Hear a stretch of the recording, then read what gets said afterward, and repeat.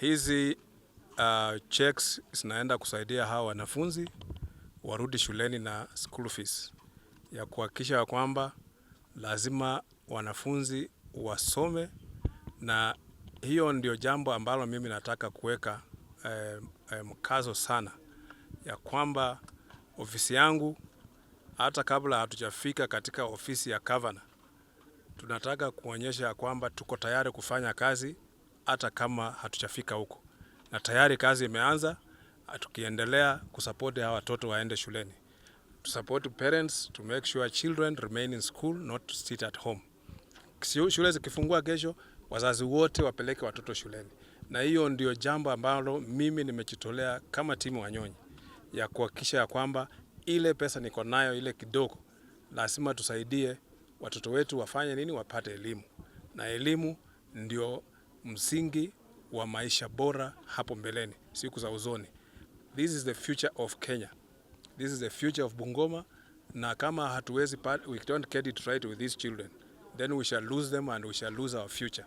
So our investment in our children, in our education, is a sure bet that these children will take over from us, and Bungoma and Kenya will be a better place for all of us, even when we have exited from the scene.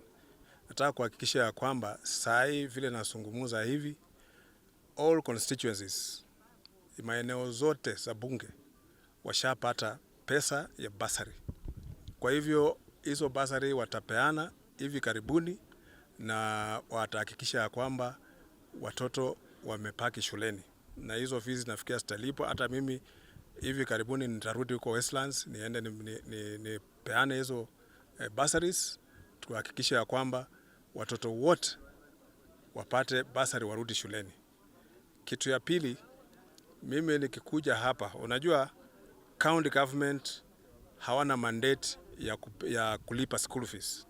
Na hiyo unakumbuka control of budget alitoa hilo onyo kwa magavana, akasema county government always beana bursaries, but it depends with how you deal with your work. Huwa anasema kila mahali innovation, you can have the law, but through innovation you will get enough funds to do so many things, including paying school fees. Sometimes it depends on who is the occupier of the office. You can still work out and find a way that you are not breaking the law, but you are serving all the interest that comes on your desk. So it's about how you do your things and plan them. Kwa hivyo tutahakikisha kwamba hawa watoto watasoma under my watch as the governor of Bungoma, and even without being in that office, I have already started doing that, and I'll continue with this. This is one of the pillars of my manifesto, a strong and strong education, and we must invest much more in education than anything else. Asante. Kwa majina ni Timothy Wahungu, msimamizi wa mradi huu katika ofisi ya Mheshimiwa Timu Wanyonyi.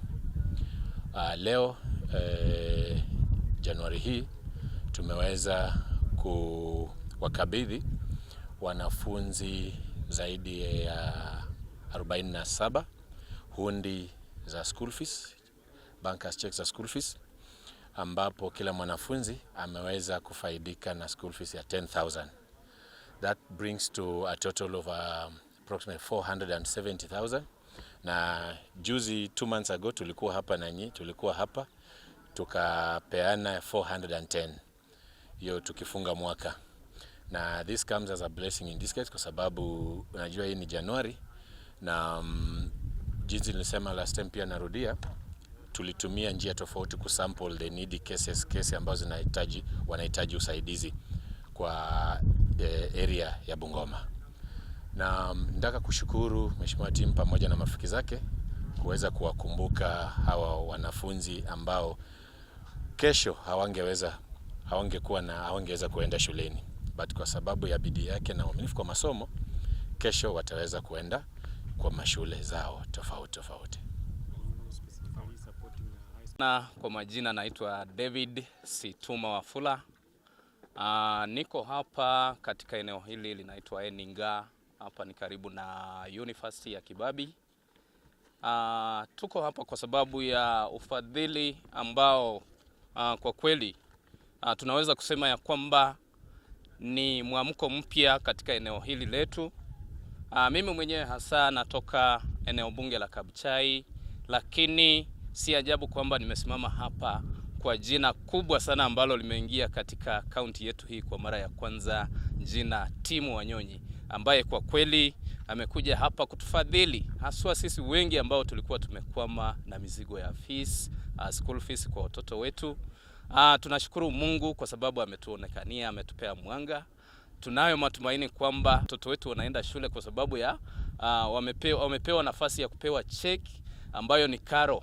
Kwa hivyo mimi mwenyewe binafsi moyoni nahisi kwamba nimefunguka, nahisi kwamba nimeweka chini mzigo ambao ulikuwa mzito sana. Kwa kweli singeweza kuubeba kibinafsi kama David Stuma. Naitwa Evelyn Mtoka. Leo niko hapa. Nashukuru Mungu kwa ajili ya Tim Wanyonyi, Gavana mtarajiwa wa Bungoma. Ametuinua na at least kitu ya kuanzia. Naomba serikali yetu kila iliwezalo kwa mikakati yao pia at least wakuwe wanatushughulikia mapema, ndiposa walimu pia wakuwe na wakati mwema.